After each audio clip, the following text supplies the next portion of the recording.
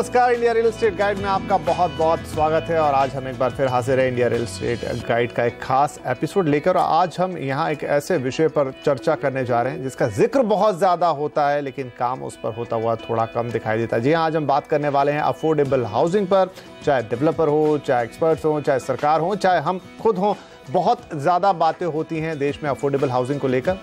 हालांकि हाल ही में कुछ अनाउंसमेंट भी आते हुए दिखाई दिए हैं, बजट में आता हुआ दिखाई दिया, उसके बाद आरबीआई का कदम आया। लेकिन अफोर्डेबल हाउसिंग जितना बड़ा विषय है उसको क्या उतना बड़ा ट्रीटमेंट मिल रहा है, उसके लिए क्या उतनी बड़ी प्लानिंग की गई है, अफोर्डेबल हाउसिंग को समझेंगे कैसे और इसे एक वास्तविकता कैसे बनाया जाएगा, आज हम इस पर चर्चा करेंगे। हमारे पास दो खास पैनलिस्ट मौजूद हैं, हालांकि आप उन्हें बहुत अच्छी तरह पहचानते हैं। आज हमारे साथ हैं पंकज कपूर साहब और अरविंद नंदन साहब, हमारे प्रॉपर्टी गुरुज। तो आप दोनों का बहुत बहुत स्वागत है यहाँ पर।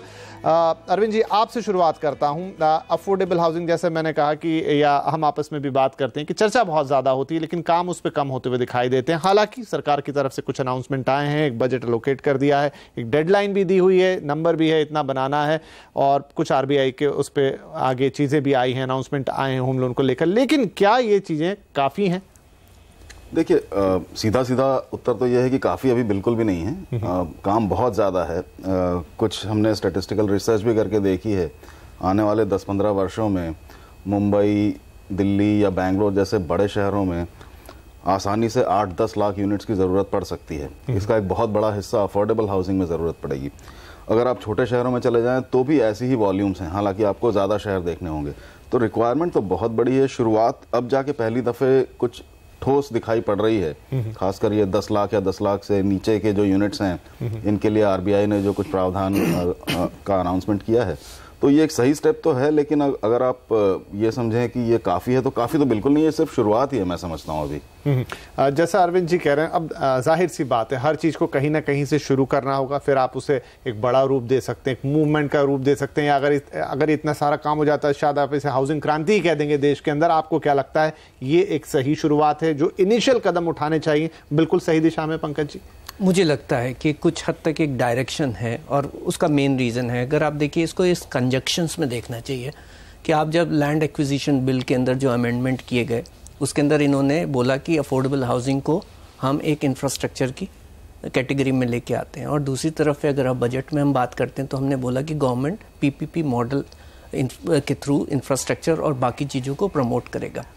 आज अफोर्डेबल हाउसिंग की सबसे बड़ी प्रॉब्लम यह है कॉस्टली लैंड, और आज गवर्नमेंट अगर वो लैंड मुहैया कराए तो वो फुलफिल कर सकती है, और दूसरी है चीपर कैपिटल।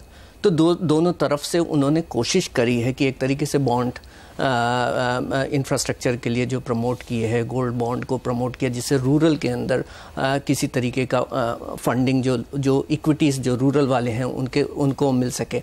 तो ओवरऑल एस्पेक्ट्स पे मुझे ये महसूस हुआ कि इन्होंने एक जो बड़ा उद्देश्य है, जो कोशिश की है कि आज मेरे हाउसिंग फॉर ऑल और 6 करोड़ घर की ज़रूरत है, और उसको अगर हमें फुलफ़िल करना है तो हम टैक्स एग्जम्पशंस को बढ़ा के फुलफ़िल नहीं कर सकते। आज हम 6 लाख घर बेचते हैं तो 6 के 6,60,000 बेच लेंगे, 10% बढ़ेगा अगर थोड़ा बहुत, और लेकिन जो अगर हमें इसमें 20 गुना बढ़ोतरी करनी है, अगर मुझे 6 करोड़ को फुलफ़िल करना है तो वो इतनी आसानी से नहीं होने वाला है।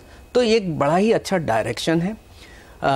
अगर ये होता है तो ये देश के लिए सही में ही एक क्रांतिकारी कदम रहेगा, और एक अच्छी डायरेक्शंस दिखी और एक विजनरी अप्रोच लगी। क्योंकि आज जो मेजर प्रॉब्लम है वो प्रॉब्लम है अनअफोर्डेबिलिटी का। मेजर रीज़न है कि लैंड इतनी कॉस्टली है, उस कॉस्टली लैंड स्पार्शल होती है, तो अफोर्डेबल हाउसिंग सिटी से इतनी दूर जाके बनानी पड़ती है, वहाँ जाके कोई रहना नहीं पसंद करता। तो और आप वहाँ पे अगर इकोनॉमिक बेस भी क्रिएट करना चाहते हैं तो उसमें भी एक उसका लंबा जेस्टेशन पीरियड आता है। हालांकि गवर्नमेंट ने दोनों तरफ से कोशिश की है कि जो स्मार्ट सिटी की बात की है, मेक इन इंडिया की बात की है, और बाकी सारी चीज़ों की मैन्युफैक्चरिंग को प्रमोट करने की बात की, तो ओवरऑल एस्पेक्ट्स पे कई सारी चीज़ों को इस तरीके से जोड़ा गया है कि वो इस डायरेक्शन में कुछ एक आगे अचीवमेंट ला सके। अरविंद जी, एक हिसाब लगाने की कोशिश करें, 2022 तक का वक्त है, मोटा मोटी 7 साल रहेंगे, 6 करोड़ यानी सालाना करीब करीब आपको 1 करोड़ घर या उससे थोड़ा कम बनाना होगा। आज जो रेट है, क्योंकि अभी हम देखते हैं जो सरकारी एजेंसी, क्योंकि यहाँ सरकार का शायद फोकस सरकारी एजेंसियों पे ही है, उन्होंने कोई इसमें टिपिकली पीपीपी मॉडल की बात नहीं की है। 22,000 करोड़ का आवंटन है। आरबीआई का भी जो अनुदेश आया या निर्देश आया उसके हिसाब से जो 10 लाख तक के लोन हैं वो पूरी तरह से आसान बना दिए गए हैं, और उसके एवज में जो पेमेंट होगा सरकारी एजेंसियों को अपफ्रंट फुल पेमेंट होगा, यानी उन्हीं को बढ़ावा देने की कोशिश लग रही है। लेकिन सालाना 1 करोड़ घर बनाना, जो आज की तारीख में हार्डली 15-20 लाख घर बनते हैं, उसमें 80 लाख तक का इजाफा, इतनी क्षमता है इन एजेंसियों के अंदर? देखिए, क्षमता हमें इसलिए सीमित दिखाई पड़ती है क्योंकि हम पूरे देश को बहुत सीमित दायरे में ही देखते हैं। तो अगर बिल्कुल उसी पैमाने से देखें तब तो क्षमता है नहीं, और शायद बन भी नहीं सकती, चाहे आप कितना भी जोर लगाते रहें। आपको अपना दायरा फैलाना होगा। अगर आप सिर्फ इन 7-8 बड़े शहरों को या इनके आसपास की सैटेलाइट टाउन्स को देख रहे हैं और वहीं कोशिश कर रहे हैं, तो ये होना बहुत ही, मैं समझता हूँ, टेढ़ी खीर है। लेकिन अगर आप इसका फैलाव दूर तक ले जाएं, उन शहरों में जहाँ पर कि लैंड मुनासिब है, इस लायक है, जहां पर कि आप 8 लाख 10 लाख में घर बना सकें, या सिर्फ 8-10 लाख की अगर आप लिमिट को थोड़ा फ्लेक्सिबली देखें तो 15-16 लाख तक में आप आराम से 2 बेडरूम वाले घर बना सकते हैं।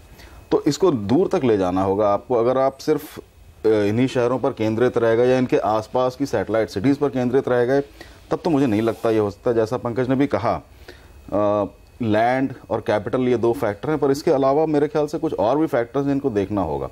और उसमें एक फैक्टर जो हम अक्सर अनदेखा कर देते हैं वो ये है कि कौन से डेवलपर्स हैं, वेदर प्राइवेट और गवर्नमेंट, कौन से डेवलपर्स हैं जो ये क्रिएट कर सकेंगे।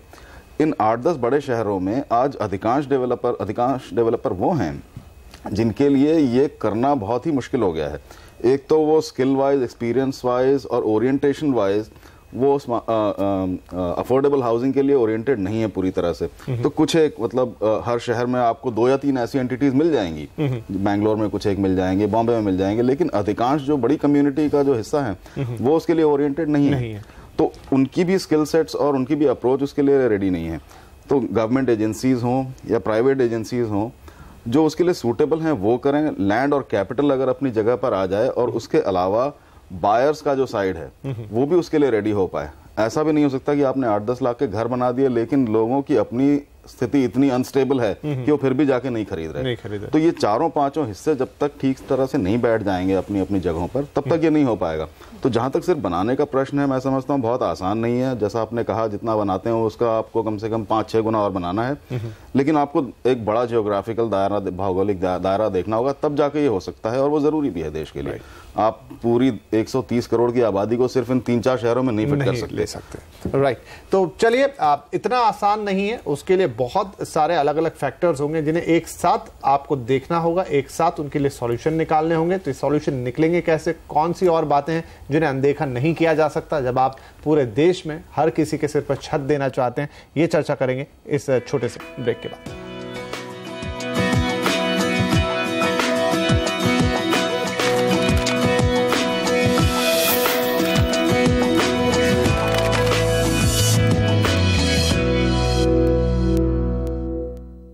इंडिया बड़ी तेजी से आगे बढ़ रहा है और तरक्की के इसी सफर को आगे बढ़ाते हुए आवाज लाया है देश का पहला इन्वेस्टर क्लब, जहां मिलेगी आपको एक्सपर्ट एडवाइस और अपने इन्वेस्टमेंट से जुड़े हर सवाल का जवाब। वहीं कुछ चुनिंदा इन्वेस्टर्स को मिलेगा मौका हर हफ्ते एक्सपर्ट से लाइव इंटरैक्ट करने। Presenting the all-new 4S Fluidic Verna, the world sedan. Hyundai. कभी बेटी, कभी माँ, कभी डॉक्टर, कभी एक्टर, कभी होम मेकर तो कभी एंटरप्रेन्योर। वुमेन्स डे के मौके पे आवाज ने किया नारी शक्ति को सलाम।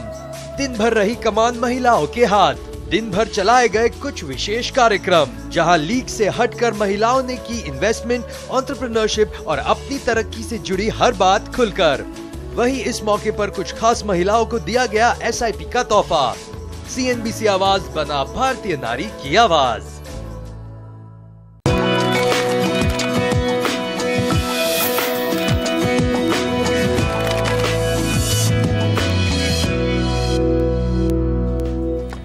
Welcome back. आप देख रहे हैं इंडिया रियल एस्टेट गाइड, जहां पर हम बात कर रहे हैं अफोर्डेबल हाउसिंग। हम हर जगह सुनते हैं, लेकिन अगर जब उसे साकार करना है तो चुनौतियां क्या होंगी, किस तरीके से आगे बढ़ा जाएगा।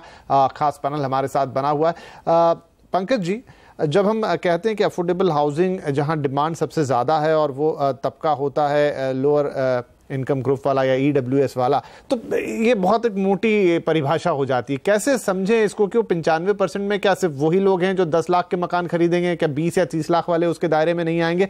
क्योंकि इस पर बहुत कुछ निर्भर करेगा। आपको सबको घर देना है, ऐसा नहीं है कि बिल्कुल ही जाकर उनको ही घर देना है जो आज बेघर हैं। शायद वो लोग जो किराए के मकान में रहते हैं, बहुत छोटी इनकम कमाते हैं, 20, 30, 40 हजार तक के दायरे में हैं, छोटे शहरों के अंदर हैं, उनके लिए भी तो घर चाहिए। बिल्कुल, और वही एक सबसे बड़ा सेगमेंट है, वही वो सेगमेंट है जो मुंबई के स्लम्स में रहता है, और वही वो सेगमेंट्स है जो बाकी जगह पे भी जिनकी घर की ज़रूरत है, और ये वो सेगमेंट है जो 20,000 से 40,000 रुपए के ब्रैकेट में आता है। तो अगर आप इसको मल्टीप्लाई कर लीजिए कि एक आदमी अपने सालाना इनकम का 5 गुना जो होता है उतना प्राइस का घर अफोर्ड कर सकता है।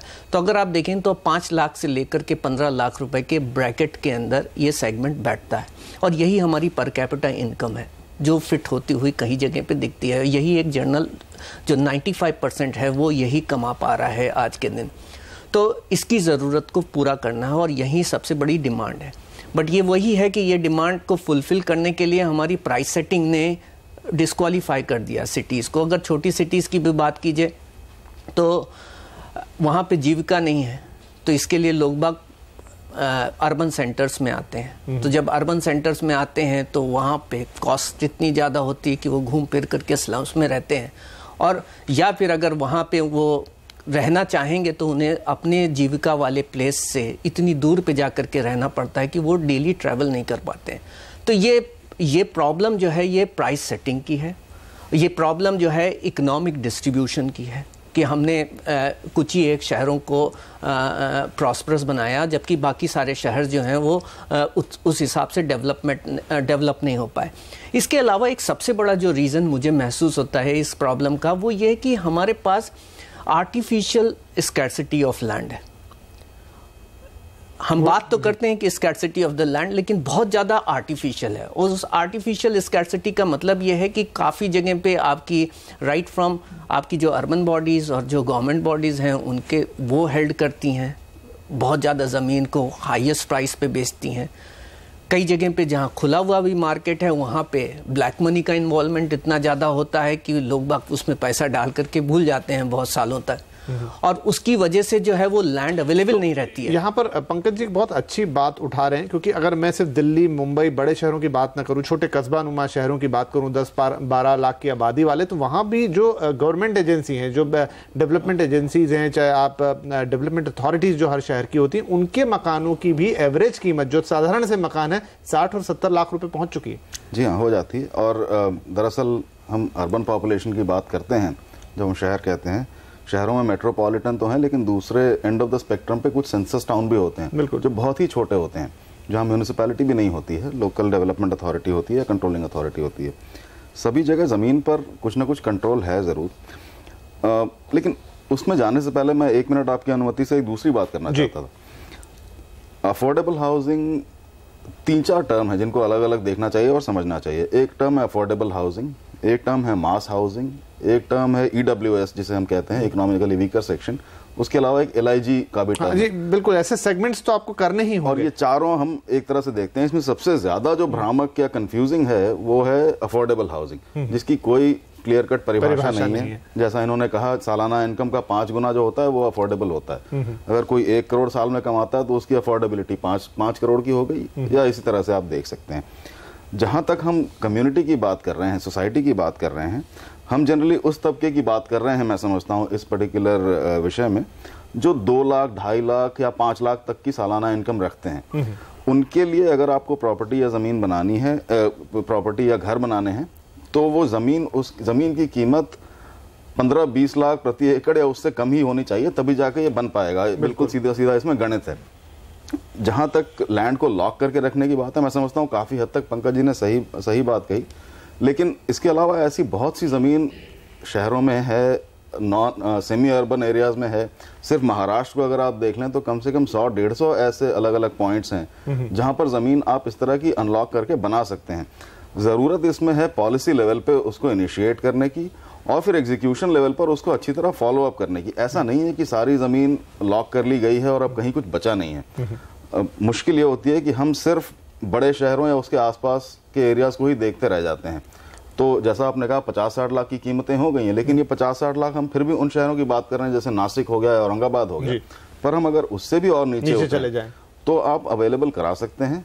और ये देखना होगा कि लोग वहाँ क्यों रहेंगे, उनकी आजीविका वहाँ होगी या नहीं, जैसा इन्होंने कहा कोई वहाँ पे इकोनॉमिक ड्राइवर है या नहीं। अगर ये सारी बातें एक साथ की जाए तब होगा। वैसे तो आप घर बनाते रहें और उसमें कोई आके रहेगा नहीं, लोग उन घरों को या तो वापस टेंडर में बेच देंगे और वापस आके बड़े शहरों में रहने लग जाएंगे। तो ये सारा इतना कुछ जुड़ा हुआ है। बिल्कुल बिल्कुल इस बात को आगे बढ़ाएंगे, लेकिन लेना होगा यहाँ पर एक छोटा सा ब्रेक। दिलचस्प बात हो रही है कि आखिर कैसे करेंगे और कितनी माइन्यूटली से बारीकी से उसको देखना होगा, क्योंकि अगर गलती हो गई पॉलिसी में तो जैसा अरविंद जी डर जता रहे हैं कि शायद घर बन के तैयार हो जाएंगे, रहने वाले आपको नहीं मिलेंगे, कॉन्क्रीट के जंगल ना खड़े हो जाए। तो यहाँ पर एक ब्रेक लेते हैं और आके इस चर्चा को आगे बढ़ाते हैं।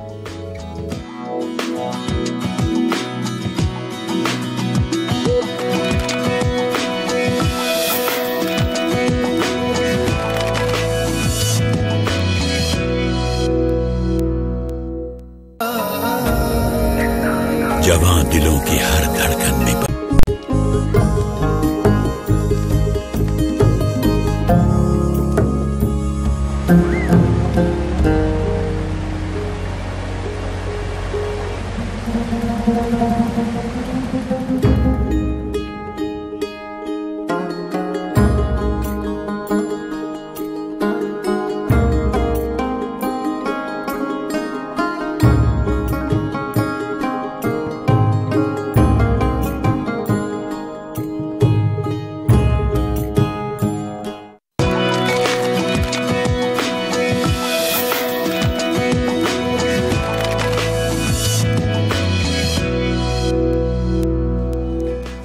Welcome back. आप देख रहे हैं इंडिया रियल एस्टेट गाइड, जहां पर बात हो रही है अफोर्डेबल हाउसिंग के सामने पेश आने वाली चुनौतियों की। कैसे हो पाएगा ये सब, कैसे मिल पाएंगे सबको अपने घर, 6 करोड़ घर कैसे बनेंगे 2022 तक, उसी पे चर्चा जारी है। हमारा पैनल हमारे साथ बना हुआ। पंकज जी, आप कुछ कहना चाह रहे थे, लेकिन उसमें एक अपना प्रश्न भी जोड़ देता हूं मैं कि ये जो सब बनाने की हम कोशिश करेंगे, 6 करोड़ घर अगर अस्तित्व में आ भी गए तो कुछ कोई तरीका होगा जिससे निगरानी रखी जाएगी। जैसा यहाँ पर अरविंद जी डर जता रहे हैं कि पता चला आपने सिर्फ एक फैक्ट्री की तरह घर बनाने शुरू कर दिए बिना असेसमेंट के, तो उनका ढेर लग जाएगा, रहने वाले आपको सही ढंग से वहां पर मिल नहीं पाएंगे। तो कैसी क्वालिटी होगी, किस तरीके से बनेंगे, क्या स्ट्रक्चर होगा, उसके लिए भी कुछ होना चाहिए, कुछ मापदंड होने चाहिए, कोई एजेंसी होनी चाहिए। बिल्कुल। और जो बात मैं पहले बात कर रहा था, पहले मैं उस पर बोलूँगा कि जो मेरा एक पर्सपेक्टिव है कि आज कई जगह पे हम बोलते हैं कि हम छोटे शहर में 15 लाख का घर बना करके दे रहे हैं, लेकिन वो 15 लाख का घर भी अगर आप देखिएगा तो वो उस सिटी की पॉपुलेशन से इंटरेक्ट नहीं करता है, वहाँ कंज्यूमर जाके रहता नहीं।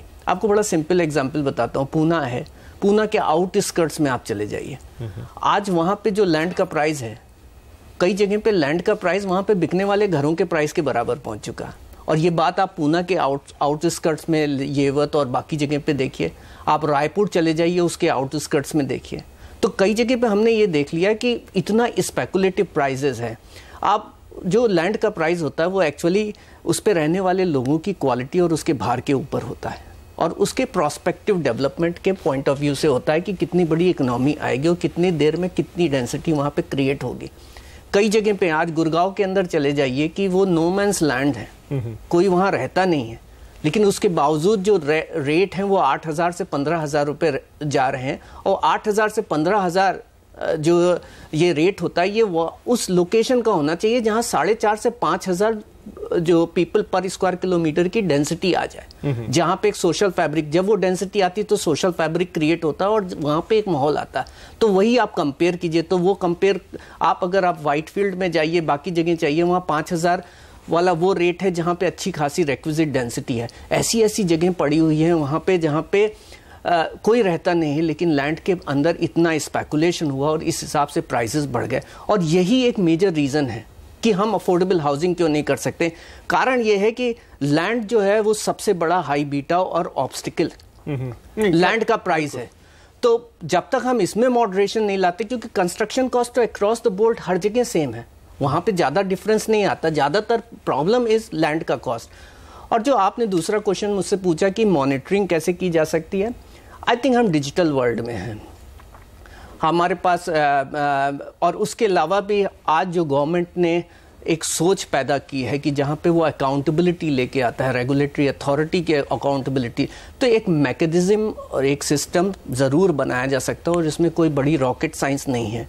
दूसरे डेवलप्ड वर्ल्ड में भी चीज़ें होती हैं और कंट्रोल की जा सकती हैं, तो वो इतना बड़ा चैलेंज नहीं है कि ये बनेगा, उसको देखने वाला कोई है कि नहीं है। ये एक इंटेंशन अगर है और सिंसियर इंटेंशन है कि हम यहाँ पे स्कैम नहीं देना चाहते हैं, हम चाहते हैं कि ये हो और जिससे देश की तरक्की हो और लोगों को जो घर चाहिए वो उसे मिले, तो अगर वो इंटेंशन है तो ये आज टेक्नोलॉजी इतनी ज़्यादा है, आज जिस हिसाब से हम अपने आप को बढ़ गए हैं एक सोच में, तो ये बहुत इजी है जी।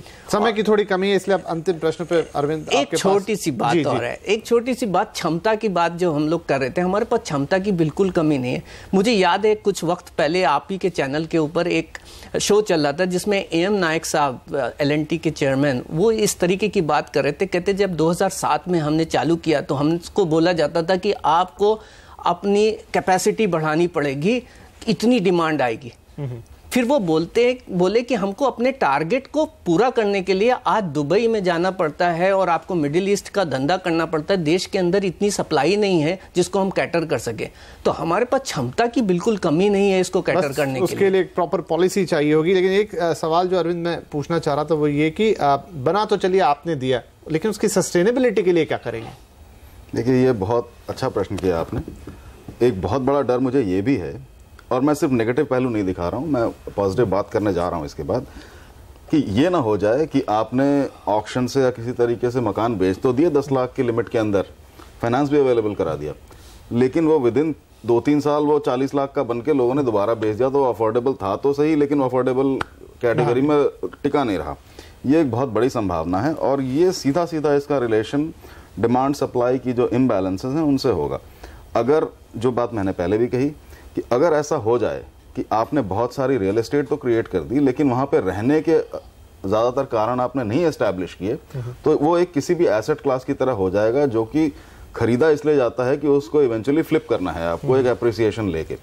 तो वो रियल एस्टेट की दो तरह से यूटिलिटी हो सकती है। एक तो वो छत है आपके सर पे, अगर आप उसको छत की तरह देखें तो ये सारे आइडियाज जिन पे हम डिस्कशन कर रहे हैं, नोबल आइडियाज, ये सारे वाजिब हैं। लेकिन अगर आप उसको सिर्फ एक कैपिटल एसेट की तरह देखते हैं जो कि किसी कीमत पर लिया जाता है और फिर बढ़ी हुई कीमत पर बेचा जाता है, अगर वो उस तरीके से डील होने लग जाए तो फिर ये अफोर्डेबिलिटी सिर्फ पहली सेल के समय बनी रहेगी, फिर वो रहेगा नहीं उस कैटेगरी में।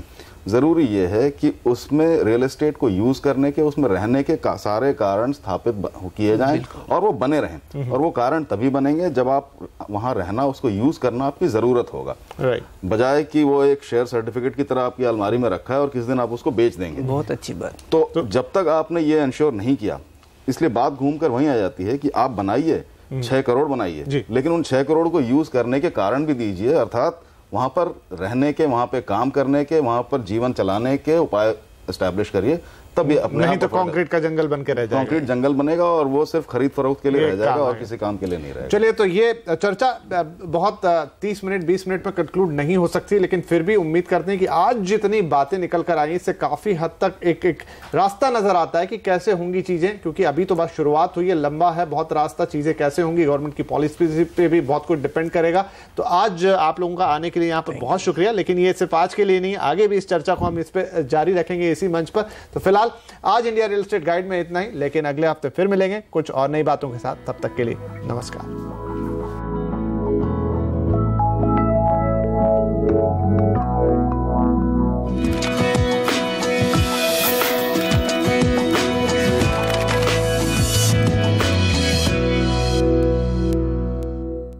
प्रेजेंटेड बाय RR काबल, वायर नहीं भारत की नब्ज है हम।